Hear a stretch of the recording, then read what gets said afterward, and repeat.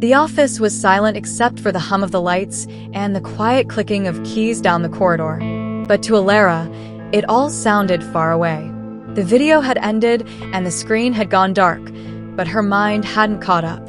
She stared at her reflection on the black screen. The Alara on the screen had a fire in her eyes that Alara had never seen in herself.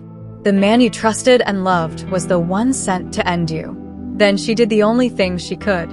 Her hands stopped trembling long enough to plug in her phone and transfer the file.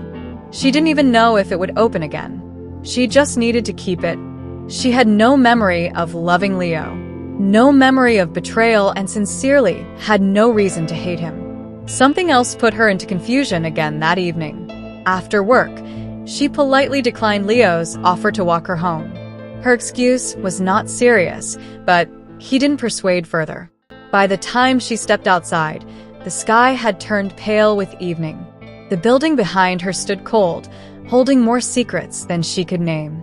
She found herself in a small food cafe later, surrounded by quiet chatter and clinking plates. She sat alone, her thoughts heavy, swirling like smoke. She was barely aware of her surroundings, not until two men seated nearby said something that got her frozen. They were talking about her new place of work, Memory Tech. "There's more to that place," said the chubby one, who looked like someone straight out of a detective cartoon, mismatched socks, oversized hoodie, and suspicious eyes. His friend chuckled. "Who doesn't know it's shady? Still, the government's out here chasing homeless people off the streets when there's a whole syndicate sitting right under their noses. The big guys might even be in unit." He suddenly hushed. Feeling a stare, he turned. His eyes locked with Alara's, who sat quietly and watched. The man gave a stiff nod, then turned back to his friend, who was already rising with a nervous smile. They both hurried out of the cafe, not daring to look back. They knew the city, and they knew better than to talk too freely. A black woman, sitting alone, calm and listening? She could have been anyone, a stranger or even a spy. Some things were never meant to be discussed in public. As for Alara, her feet carried her home on instinct. She passed a bookstore window she liked, a tea shop she sometimes stopped at after work, a street musician playing something soft and slow. She felt like she was gradually losing her mind. People were talking about her workplace in a way that made it clear it wasn't as legitimate as she had believed. She'd thought it was, especially since it sat openly in the center of the city. So far, she hadn't noticed anything suspicious inside the office, except for the video she had found. Maybe she could just stay one more month, collect her pay, and leave.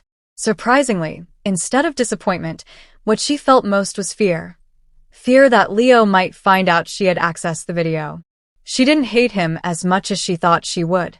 Not even for the betrayal. Leo sat in his apartment, a glass of wine swirling in his hand. If his instincts were right, then Alara had purposely avoided him that evening. He felt unsettled, as if something bad was looming. It had been years since he last felt his world unravel like this.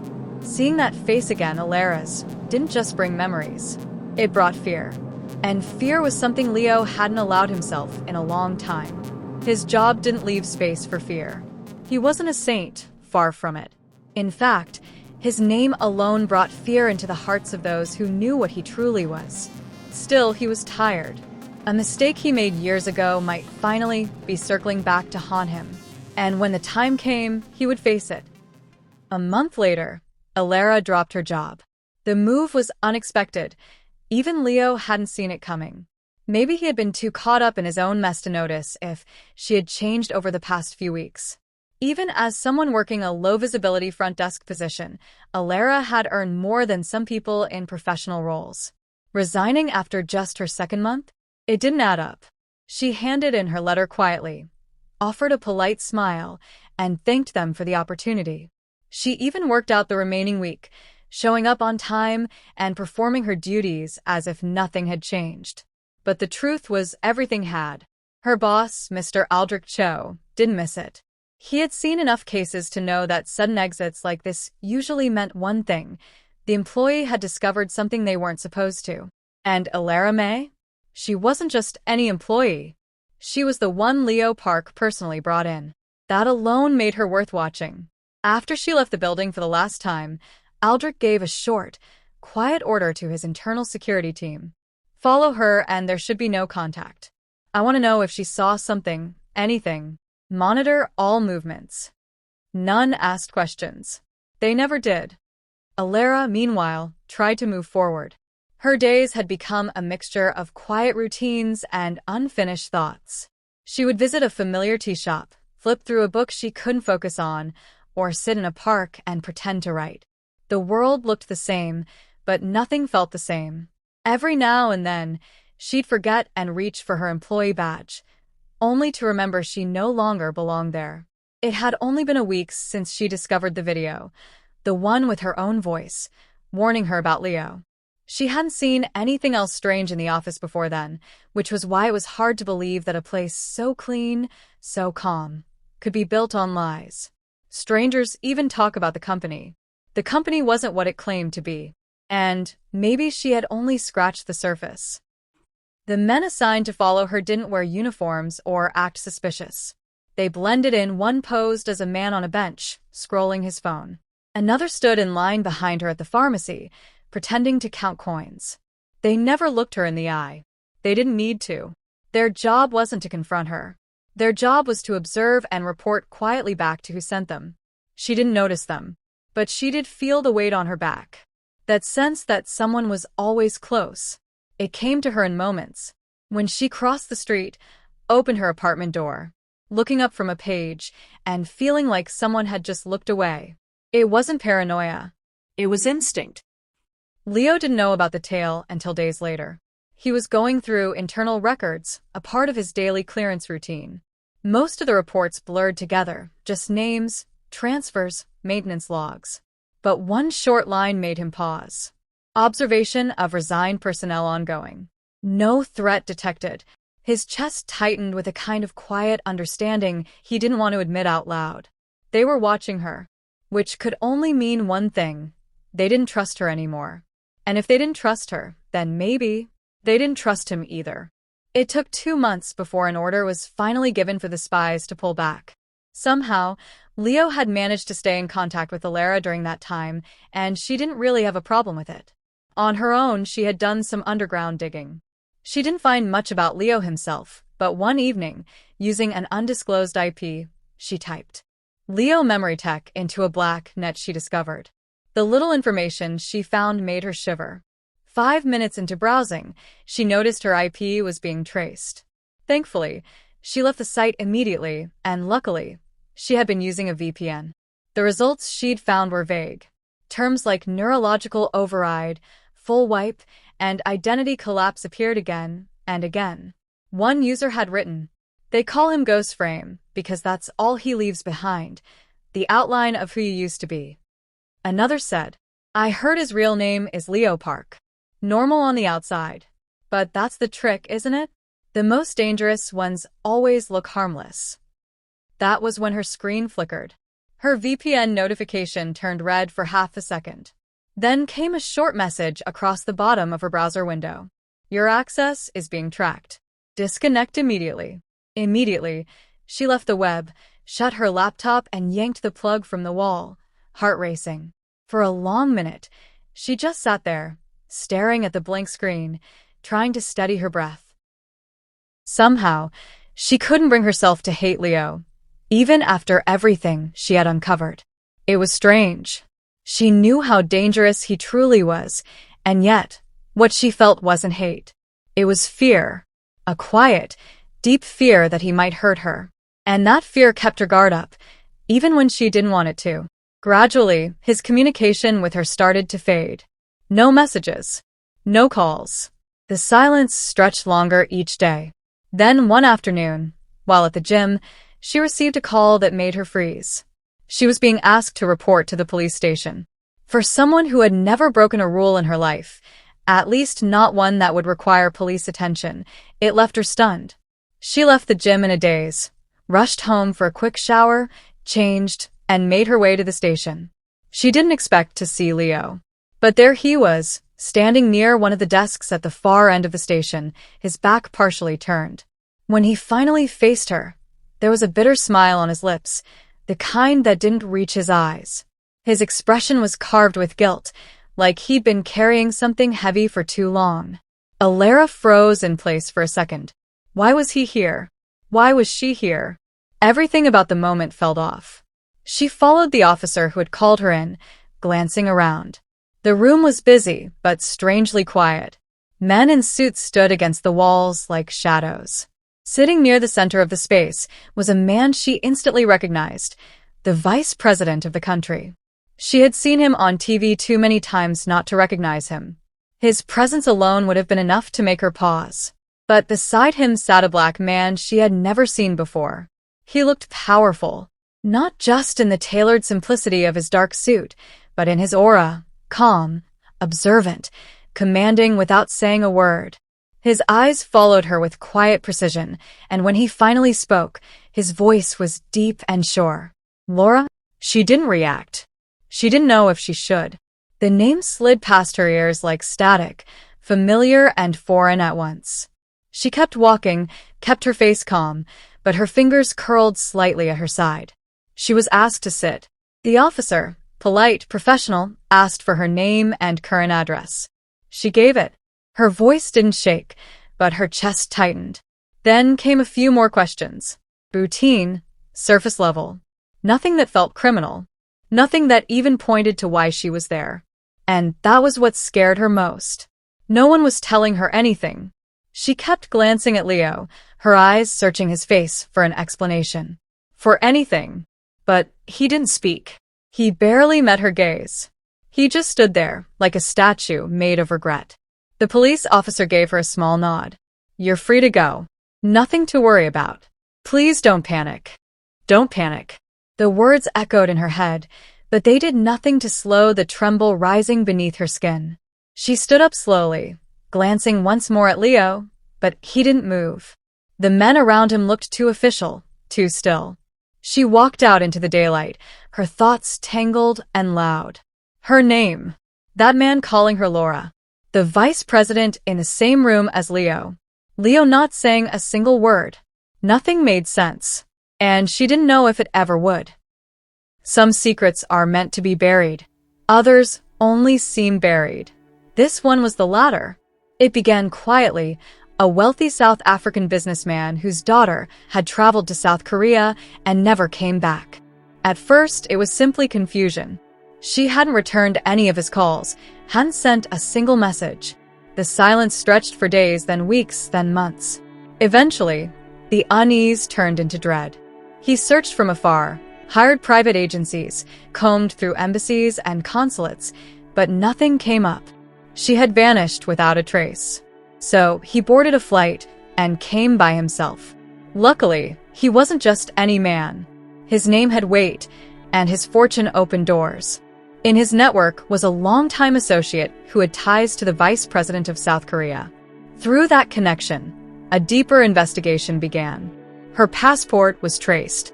Her entry date was verified and her location trail reconstructed from surveillance points and immigration records. And after months of digging, a quiet discovery was made. She had last been seen entering a cosmetic surgery hospital on the outskirts of the city, a private, high-end clinic known only among the elite. There were no exit records, no phone logs, nothing that showed she ever left. A tab was placed on the hospital. For weeks, everything was kept quiet. No noise, no attention. The vice president's office wanted discretion, and so the investigation was handled with surgical precision. Finally, a break. Through subtle monitoring and pressure from above, it was confirmed. The missing girl had registered at the clinic under her real name, but she never left under that identity. The doctor in charge was arrested quietly. No media, no leaks. Inside the interrogation room, under heavy pressure, the truth began to spill. He confessed. Said he had performed cosmetic surgery on a woman named Laura. That was her name when she came in. A young, strong-willed African lady. But everything changed after Leo showed up. It had been Leo's idea, his request. Leo had brought him a photograph and instructions. He wanted the girl's face changed entirely, down to the smallest curve of her jaw. The doctor resisted at first. This wasn't a simple makeover. It was identity erasure. But Leo had helped him out of too many situations in the past. Saved his license. Covered for him when other scandals nearly broke him. Turning Leo down was not something he could afford.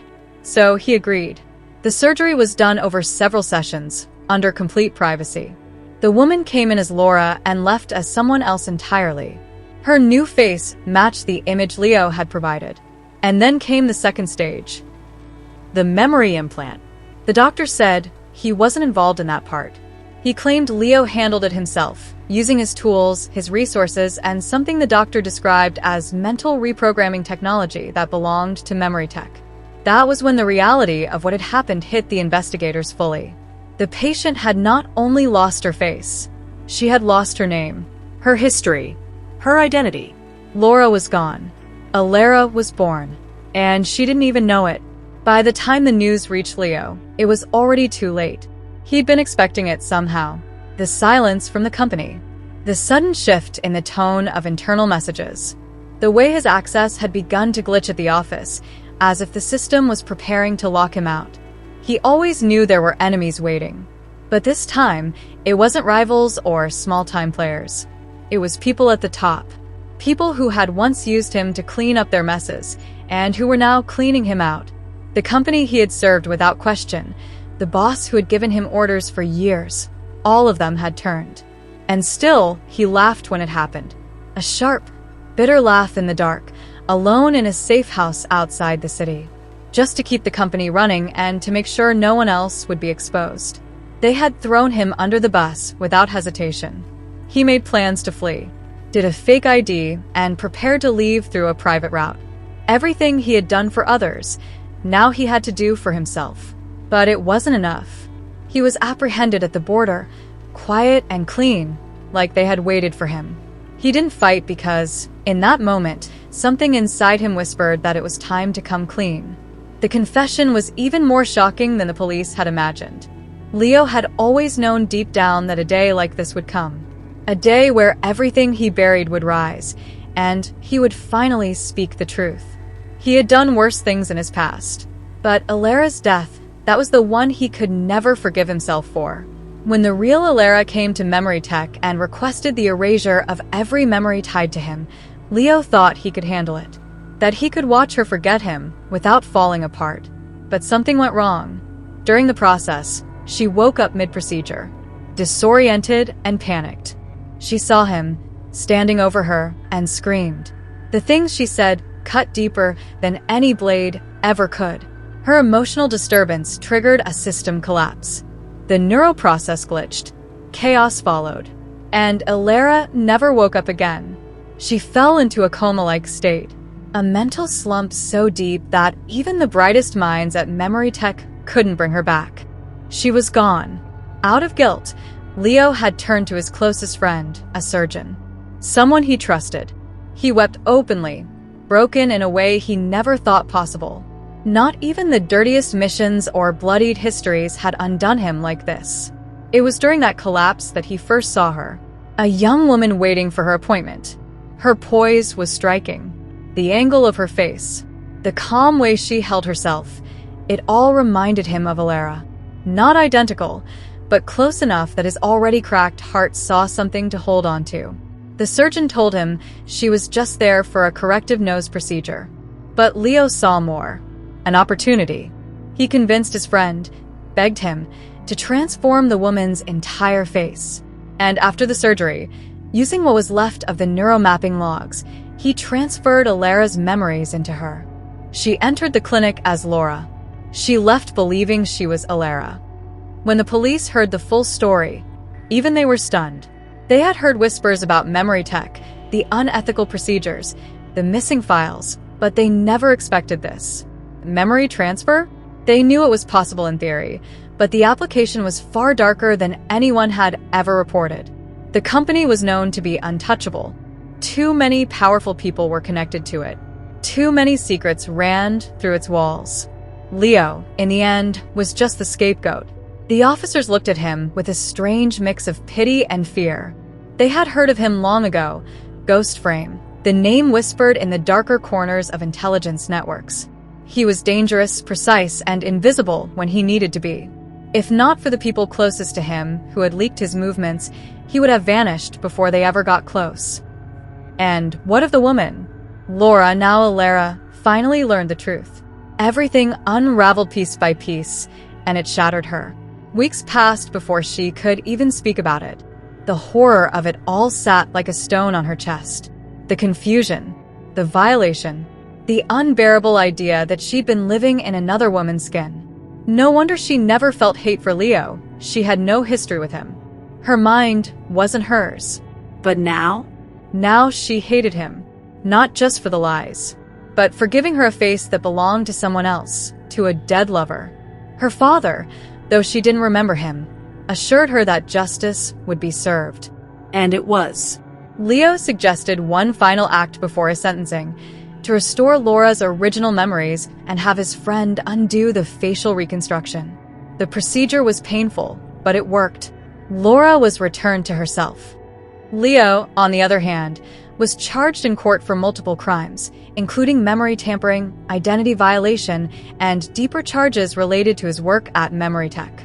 He was sentenced to life. They placed him in a special correctional facility, far from the general prison population. And one night, in that cold, silent cell, a man dressed entirely in black appeared at the door. He said nothing. He unlocked the cell, and Leo Park walked out.